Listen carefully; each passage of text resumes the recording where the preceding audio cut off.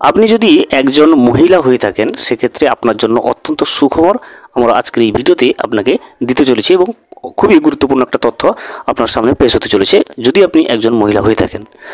লক্ষ্মীর ভাণ্ডার প্রকল্পের মতো কেন্দ্র সরকারেরও নতুন একটা প্রকল্প বেরিয়েছে, যে প্রকল্পে শুধুমাত্র মহিলারা হলে আপনি যদি একজন মহিলা হয়ে থাকেন সেক্ষেত্রে আপনি আবেদন করতে পারবেন এবং এই প্রকল্পের মাধ্যমে আপনি কিন্তু 5,000 টাকা পর্যন্ত আপনার ব্যাংকের অ্যাকাউন্টে কেন্দ্র সরকারের পক্ষ থেকে আপনি পেয়ে যাবেন। কিভাবে এই প্রকল্পে আপনি আপনার নাম তুলবেন, কি কি কাগজপাতি লাগবে বা আপনাকে এই প্রকল্পে নাম তুলতে গেলে কি কি শর্তগুলো পূরণ করতে হবে, এই প্রকল্পে আবেদন আপনি কিভাবে করবেন, সমস্ত বিষয়টা কিন্তু আমরা আজকের এই ভিডিওতে বিস্তারিতভাবে জেনে নেওয়ার চেষ্টা করব।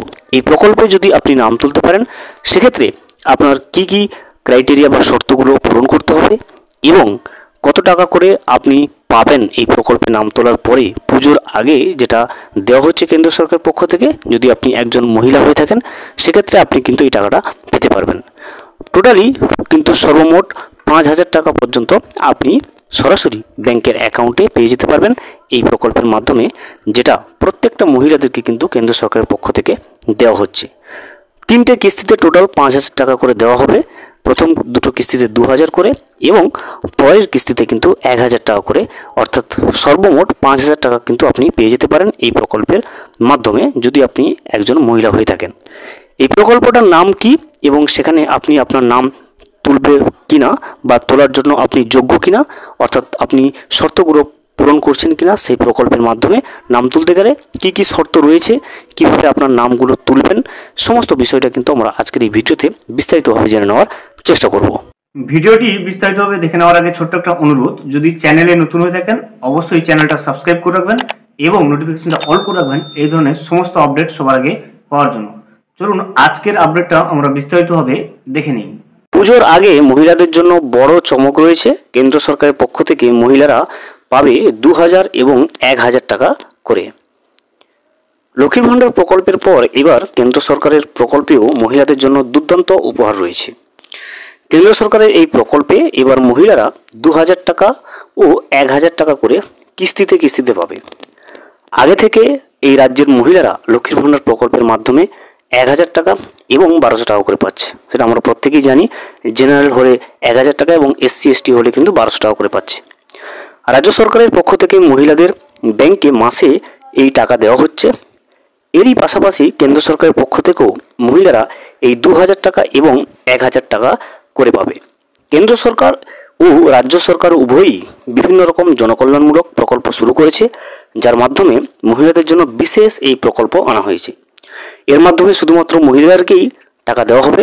কেন্দ্র সরকারের পক্ষ থেকে মহিলাদের জন্য বিশেষ কি কি উপহার নিয়ে আসা হয়েছে, কি কি সুযোগ সুবিধা এই মহিলাদের জন্য কেন্দ্র সরকার চালু করেছে, কোন কোন মহিলারা এই টাকা পাবে, অর্থাৎ কেন্দ্র সরকারের এই প্রকল্পে কারা কারা টাকা পাওয়ার জন্য যোগ্য, প্রকল্পের শর্ত কি কি রয়েছে, কিভাবে এই প্রকল্পে আপনি নাম তুলতে পারবেন, প্রকল্পে আবেদন করার জন্য কি কি কাগজপত্র প্রয়োজন, চলুন এই সমস্ত তথ্যগুলো এবার জেনে নেওয়া যাক। মহিলাদের জন্য বিশেষ কি ঘোষণা রয়েছে দেখুন।